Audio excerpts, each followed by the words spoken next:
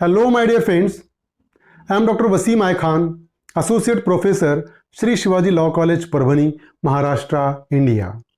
So, in today's lecture, we will discuss another definition of Bharatiya Nyaya Sanhita 2023, which dealt with the definition of movable property. We will discuss what exactly the movable property means कि movable property का मतलब क्या होता है। आज के इस lecture में हम डिस्कस करने वाले हैं, उसकी डेफिनेशन डिस्कस करने वाले हैं। तो आगे बढ़ने से पहले अगर अभी तक आपने मेरे चैनल को सब्सक्राइब नहीं किया है तो जरूर सब्सक्राइब करिएगा और बेल नोटिफिकेशन को प्रेस करिएगा ताकि जब कभी भी मैं नया वीडियो अपलोड करूं तो उसका नोटिफिकेशन आप तक पहुंचे। तो चलिए स्टार्ट करते हैं डेफिनेशन ऑफ मूवेबल प्रॉपर्टी। तो section 2 subclause 21 of Bharatiya Nyaya Sanhita 2023 deals with the concept of movable property, and movable property includes property of every description except land and things attached to the earth or permanently fastened to anything which is attached to the earth. So that is a short and sweet definition of movable property. So movable property includes property of every description, whatever it may be the description of property, but except the land. Land is not a movable property, and things attached to the earth, whatever the things which is attached to the earth or permanently fastens to anything which is attached to the earth, or anything permanently fastens to anything which is attached to the earth. These are the movable property. Except land is not a movable property, it is an immovable property.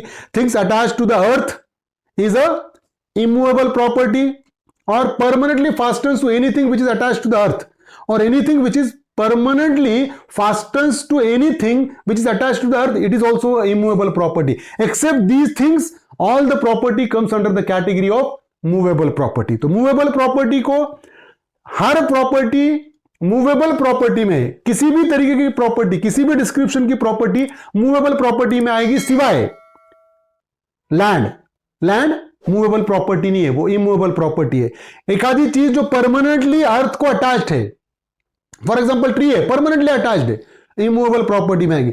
Building है, permanently अर्थ को attach है, क्या हो जाएंगी? ये भी हो गया इमूवेबल प्रॉपर्टी में आ जाएंगे। और ऐसी चीज जो परमानेंटली अटैच है अर्थ को, उसको परमानेंटली फास्टन करे वाली है, उसको परमानेंटली बिठाई हुई है। फॉर एग्जांपल एक आधा घर है और उसको एक विंडो परमानेंटली बिठाई हुई है, तो क्या हो गया? ये भी तो इमूवेबल प्रॉपर्टी में आएगा।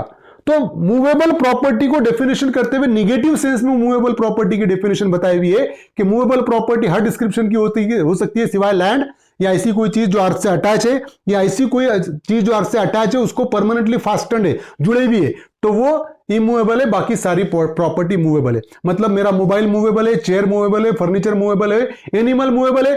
These are the things which comes under the category of movable property. General clauses act 1897 में मूवेबल प्रॉपर्टी की डेफिनेशन बताई वाली है। According to section 2 sub clause 36 of the general clauses act 1897, movable property shall mean property of every description except immovable property. Very short definition, except immovable property, all property comes under the category of movable property. General Clauses Act 1897 में बताया गया है कि जो immovable property नहीं है वो movable property है। except immovable property, immovable property को छोड़कर सारी property movable property में। दो ही टाइप से, एक मूवेबल या एक इमूवेबल, तीसरी टाइप ही नहीं हो सकती है। तो इमूवेबल प्रॉपर्टी कौन सी है? जो लैंड है वो इमूवेबल है, जो लैंड को अटैच है वो इमूवेबल है, जो लैंड को अटैच है उसको परमानेंटली जुड़ी हुई कोई चीज है वो इमूवेबल है। इसके अलावा सारी प्रॉपर्टी क्या हो गई? मूवेबल प्रॉपर्टी के डेफिनेशन में आएगी। इंडियन रजिस्ट्रेशन एक्ट में क्या बताया वाला है, देखिए मूवेबल प्रॉपर्टी से related. According to section 2 sub clause 9 of Indian registration act 1908, movable property includes standing timber. Movable property includes standing timber. Standing timber पेड़ है, movable property. Growing crops and grass.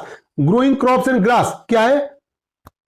Movable property है. Fruits upon and juice in trees. Trees पे जो fruit है या juice है वो क्या है? मूवेबल प्रॉपर्टी है। And property of every other description except immovable property, और किसी भी डिस्क्रिप्शन की प्रॉपर्टी एक्सेप्ट इमूवेबल प्रॉपर्टी। तो स्टैंडिंग टिम्बर जो है, लकड़ी है, वो क्या है? इमूवेबल प्रॉपर्टी है। ट्री इमूवेबल प्रॉपर्टी में नहीं आएगा, बट लकड़ी, standing timber, it comes under the category of movable property. तो ये मूवेबल प्रॉपर्टी की डेफिनेशन है according to Indian registration act. देखिए Avtar Singh versus state of Punjab में यह बताया गया है कि electricity has been declared to be immovable property. Electricity को इस केस में डिक्लेयर किया गया immovable property. Electricity immovable property है, but stealing of electricity has been made a punishable offence. But electricity की चोरी, बिजली की चोरी को पनिशेबल ऑफेंस बताया गया है इलेक्ट्रिसिटी एक्ट में। And the punishment for theft is provided under electricity act 2003 as up to 3 years of imprisonment with और विदाउट फाइन। और उसकी पनिशमेंट बताई हुई इलेक्ट्रिसिटी एक्ट में कि जो कोई भी बिजली की चोरी करेगा 3 साल तक की सजा विथ और विदाउट फाइन उसको हो सकता है। मतलब इलेक्ट्रिसिटी इमूवेबल प्रॉपर्टी है, लेकिन इलेक्ट्रिसिटी एक्ट 2003 में वो पनिशेबल ऑफेंस बताया गया है और बिजली की चोरी को 3 साल तक की पनिशमेंट हो सकती है। तो ये था मूवेबल प्रॉपर्टी की डेफिनेशन। मूवेबल प्रॉपर्टी ऐसी प्रॉपर्टी को कही है जो इमूवेबल नहीं है। इमूवेबल प्रॉपर्टी नहीं है वो सारी मूवेबल प्रॉपर्टी में आएंगे। Movable property which can be move from one place to another place, that is called a movable property. In short कि मूवेबल प्रॉपर्टी जिसको हम उठाकर एक प्लेस से दूसरे प्लेस पर लेकर जा सकते हैं वो मूवेबल प्रॉपर्टी है। घर है इमूवेबल प्रॉपर्टी, घर को उठाकर हम नहीं लेकर जा सकते हैं, है ना, तो वो हो जाएगी इमूवेबल प्रॉपर्टी। लैंड है, लैंड को उठाकर हम नहीं लेकर जा सकते, इमूवेबल प्रॉपर्टी है। तो मूवेबल प्रॉपर्टी जिसको हम आसानी से एक प्लेस से दूसरे प्लेस पर लेकर जा सकते हैं वो मूवेबल प्रॉपर्टी है। तो यही थी डेफिनेशन मूवेबल प्रॉपर्टी की। उम्मीद करता हूं कि आपको समझ में आया होगा।